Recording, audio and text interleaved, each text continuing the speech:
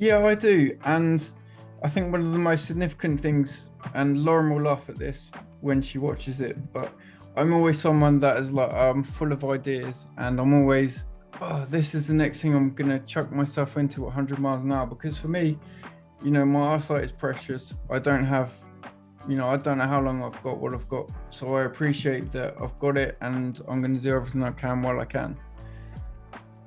Hello, and welcome to today's webinar, Creating Without Limits, Artistic Expression and Sight Loss, hosted by Retina UK. My name is Lauren Osborne-Lewis, and I'm the Digital and Event Senior Coordinator at Retina UK, and I'm excited to be your host this evening. I'm honoured to be hosting today's webinar, especially as we celebrate our first ever Retina UK Day, a day dedicated to raising awareness and celebrating the achievements of those living with inherited sight loss. We have had people across the country celebrate this event, from cake sales to radio broadcasts and quiz nights. We wanted to say our thank you for your fantastic support. Our panel today features 4 incredible individuals, all of whom use their creativity to express themselves and share their stories. They'll be showcasing their work and sharing their experiences with us tonight. We also are joined by Rob Sears. Rob is the creator of Blind Focus with Rob Sears, where he shares his journey with retinitis pigmentosa through online content creation. He'll talk about how he uses his platform to build awareness and community around RP. Rob, if I can move on to you now, can you talk to us about what you do and some of the content creation you do and the videos that you make? I can. First, can I ask Tina if I can have one of those mice? Because that's pretty cool. I'm sure that can be arranged. Yeah, definitely. So I started on YouTube a year ago, literally a year and 2 days ago, and I'd been working in drug recovery, not as an addict myself, but as someone helping other people to come off of drugs. And something that became really clear was how badly run, how in danger the mental health service was, and how people that really needed help weren't getting the help they needed. So I thought, well, I've been doing a lot of psychology, mental health stuff. I've been learning hypnotherapy, relaxation techniques for my personal training business and stuff, lots of mindfulness, lots of stuff that could actually help people. And I thought, you know what, I need to get on YouTube and just create some videos that are faceless, so I'm not in them. I don't want to talk in them. I didn't have a lot of confidence in myself, so I just wanted to be the person that wrote everything and then get somebody else to talk it through and create it. And I started doing that for about 3 months, and the results are really good, and I was getting some good feedback on stuff. And then I'd had people sort of saying, yeah, they're really good, but we kind of want to see you. Like, people want to engage in your channel because they want to see you. And I sort of took that and thought, I don't know if I'm ready, if I want to do that. And I had a chat to my wife, lots of chats to Lauren, my wife, and decided to just get in front of the camera and just talk to people about my RP and about why I started the channel, and that was the idea. So I got a young guy called Kian. He was just finishing up university, so he wasn't charging me a kidney and an arm to film. So we sat down together. I was super nervous, and unfortunately you're going to see my first video. I'm very nervous. It was really hard for me, and I actually opened up to the camera an awful lot more about my journey to that point, and about being in London, being mugged, being unconfident, and not wanting to be perceived as somebody that was having a disability. I really kept it hidden. I didn't want people to see it. And those first 2 videos were like me almost coming out and saying, look, I've got a disability. It's at a point where I can't hide it any longer, and actually now I'm ready to sort of embrace it, and this is what the channel represents. So I put those 2 out with the intention of that being that, and whatever. But the comments and stuff that I started getting from other people in the RP community about the story resonating with them, and how it was inspiring them and helping them to keep doing it, I was kind of like, well, that touched me initially. And also the experience of being filmed walking around Norwich,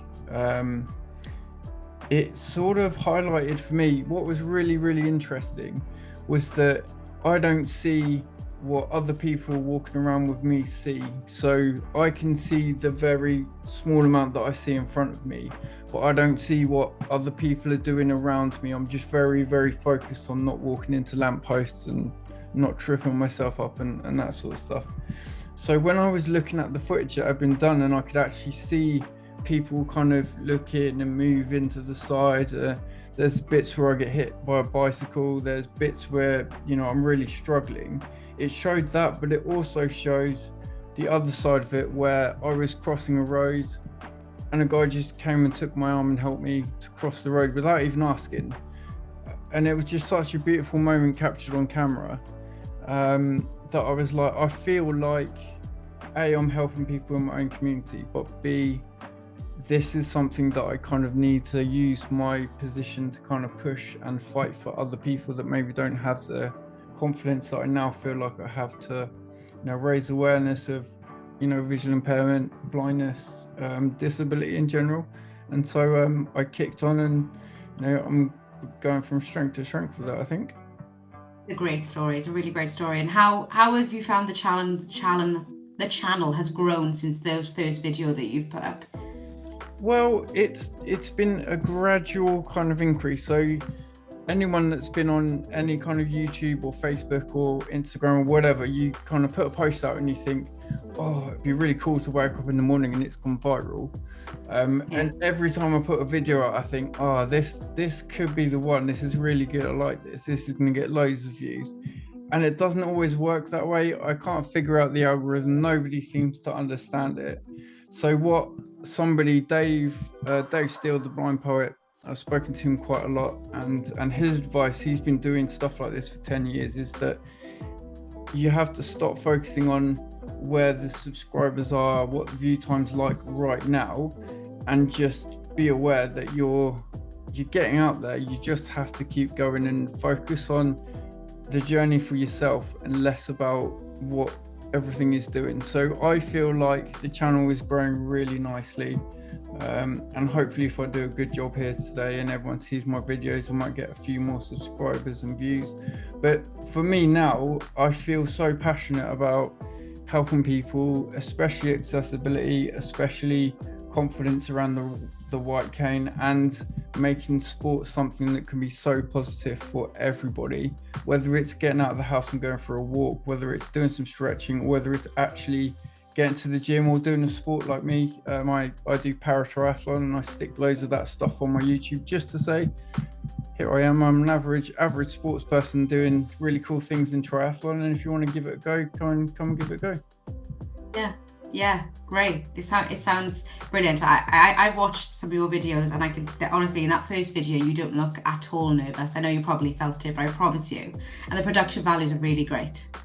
Thank you. Yeah, I definitely think that it's a process of getting better each time. So the video that you're going to see tonight was 7 months ago, and it's amazing for me to see the progression of, I'll watch it back myself, think, oh, I don't like the way the light is there, I don't like how I'm talking, so I make sure the next video is better and the next one's better. And the more I'm getting stuck into helping people, and the passion just kind of comes through, it's so easy to do these videos because it's like, I just want to help as many people with RP as I can.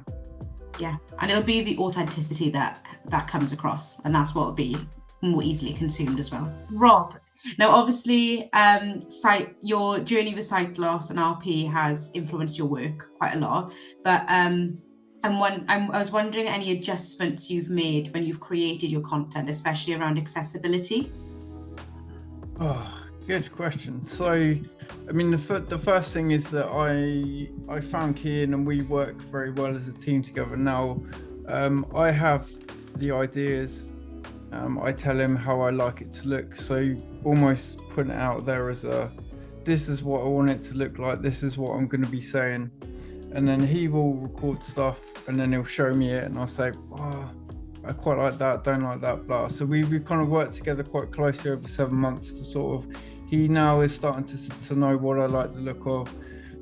But the subject matter, what I say, what I do, you know, that's all me, and a lot of it is just me talking from, you know, from the heart about whatever I'm passionate about on, you know, on those days. In terms of work, I've always found that people that have employed me have been very good with, you know, helping me with my sight. I'm also, as you may have noticed, I'm quite headstrong, so I don't like it if I feel like people are not helping me and they should be helping me. I'm not afraid to say, look, you know, I've got this as a problem, I really need help. And to be fair, I've not encountered many problems in the workplace. Getting interviews is a completely different thing, because I don't think that's very accessible. I think sometimes the criteria for work can be very off-putting to someone with a visual impairment, but that's a completely different story. But for me personally, I've always found that if you are brave enough to ask for help, people will normally always help. And this is something that my videos hopefully show, is that having RP, it obviously takes a lot away from us, but what it also gives us is the resilience to adapt, to overcome challenges.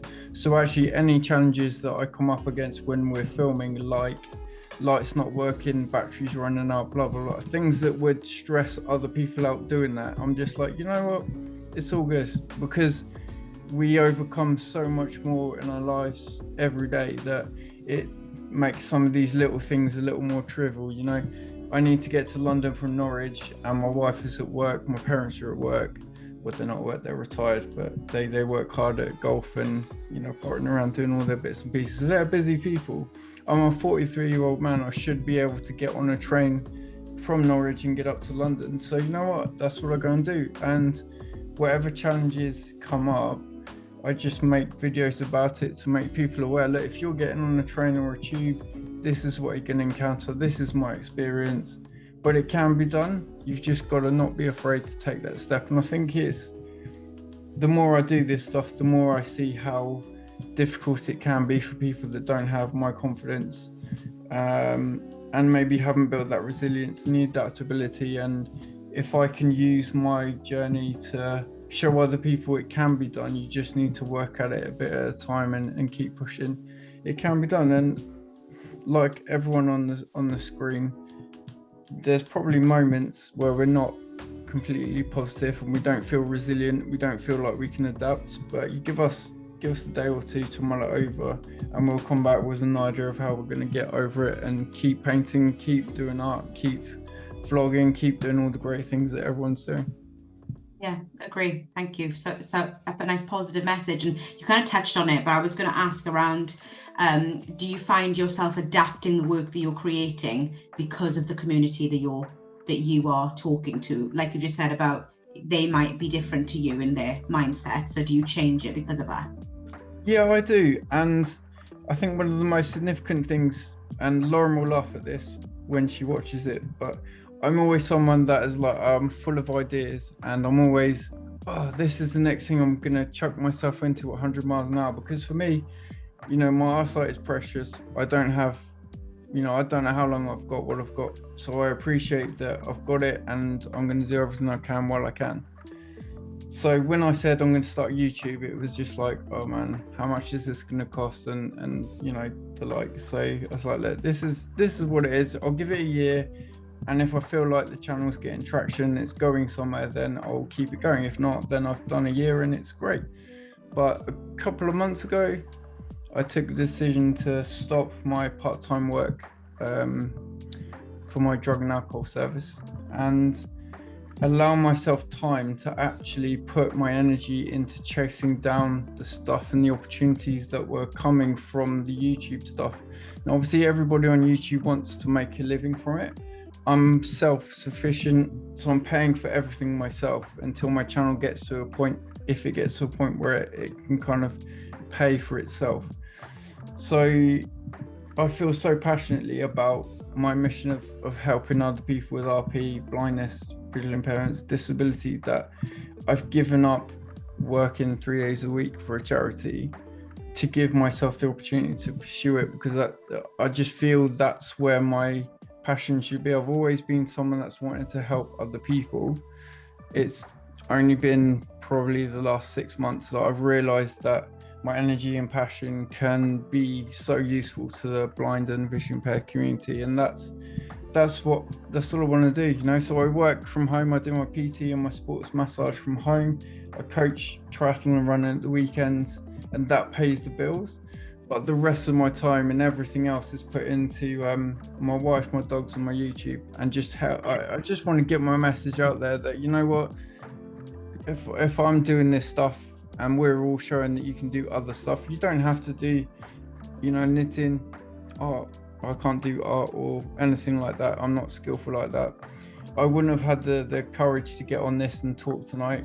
And I know I'm running over and making everyone bored, but it's like, I think we're all here with the same message that yes, we have RP, and yes, it takes a lot from us, but actually, you know what, it doesn't need to take everything, and you can do so much more with it. Yeah, agree. I'm sure everyone watching agrees too. Thank you so much, Rob.